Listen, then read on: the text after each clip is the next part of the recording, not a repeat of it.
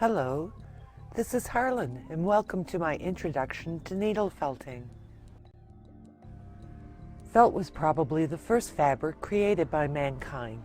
It is created by tangling, matting, and condensing woolen fibers through agitation.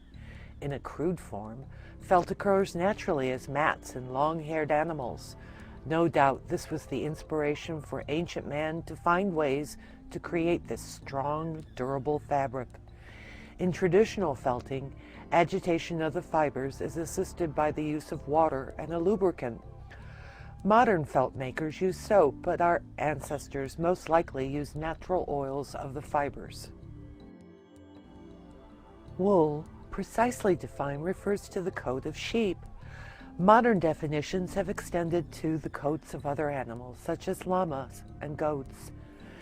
Animal fiber has minute overlapping scales which lock together when agitated through wet or dry felting. All fiber from animal coats and many other fibers, such as silk, can be felted. Pictured here is wool batting. It makes an excellent core fiber for sculptural needle felting. Felting needles were created in the mid-1800s for industrial use to enhance and expand the felting process. In the early 1980s, Eleanor and David Stanwood made use of these barbed needles to create the handicraft of needle felting. Instead of water and lubricant, barbs on the needles are used to agitate and felt the fibers together. Felting needles come in many sizes. Pictured below are the needles from top to bottom, a number 36, a number 38 star, which has a four-sided tip, unlike the triangular tips of the other needles pictured here, a number 40, and a number 42. The smaller the number of a needle, the coarser it is. Coarser needles felt faster. The larger the number of a felting needle, the finer it is. Typically, in needle felting, you begin with the coarser needles and gradually change to the finer needles as a piece becomes more defined. Coarse needles can leave visible holes. Holes created using fine needles, such as the number 42, can be made to completely disappear. Here you can see the barbs of a number 36 felting needle. Placement and number of barbs per needle can vary. Most needles sold for needle felting have 2 barbs per side. Triangular tip needles typically have a total of 6 barbs, while a star needle would have a total of 8 barbs. Barbs are what move the fiber. The more barbs, the more effective the needle will be for felting. The basic tools and materials used for needle felting are the barbed felting needles, a suitable work surface, and of course, fiber.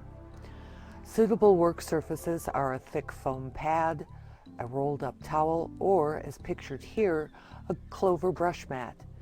During needle felting, the needles are thrust through the fibers and beyond. The work surface must be thick enough to prevent the needles from hitting a hard surface and breaking, or hitting the felter and causing them to bleed. Felting needles are very sharp. There's a cornucopia of fiber available for needle felting.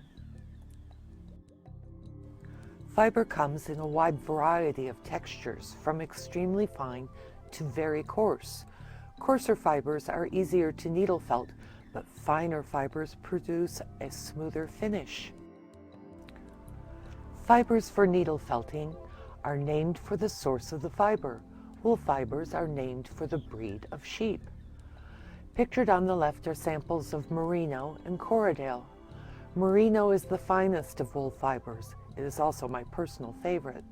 Merino is a little more difficult to needle felt than other fibers, but it produces a fine, smooth finish. Corriedale is very popular for needle felting. It is available in a wide variety of colors and felts more easily than merino. Needle felting is extremely versatile. You can flat felt with needles as well as sculpt three-dimensional objects. It's easy to be successful with needle felting. even a beginner can create something beautiful and useful in a short period of time. All the objects on the left were made with the clover rose felting mold. The rose felting mold is used to make the flat felted pieces that, when combined, produce this rose. With the creative use of the same mold, I was able to make all these other flowers, as well as a bunny head and a heart-shaped bead that has been embellished with beads. With needle felting, you can create something simple and useful in just a few hours, such as this chicken pincushion. If you'll notice, the nest here is made of a coarse, curlier fiber. This happens to be Romney. The feathers were created not by painstaking work, but by making use of a striped fiber and laying it out to resemble feathers. You can make something delicate and beautiful, such as this focal bead. Here, a sphere was created with one color of merino fiber and then carefully embellished with another. You can commemorate a beloved pet. I've heard of felters actually using some of the pet's fur in such sculptures. This handsome Siamese sculpture was a commissioned portrait of Farley. Or you could make yourself a new pet. This is Eureka. He was the very first needle felting project I ever made. You can make yourself a new friend. This is Boris. I've used specialty fiber to create his beard. The mushrooms at the back are also needle felted. You can make something small and cute. Notice how the choice of coarser, fluffier fibers complements the look of this bunny. Or you could make something very complex. You can make just about anything with needle felting.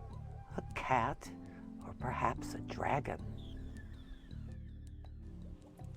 As you have seen, needle felting is very versatile. It offers a wide variety of possibilities for both beginners and expert felters. I will be offering classes that will teach you proper needling techniques, how to control and use your fiber, how to create all the basic building blocks that are used to make more complex needle felted sculptures, and so much more. I hope you will join me in future classes exploring the wonders of needle felting.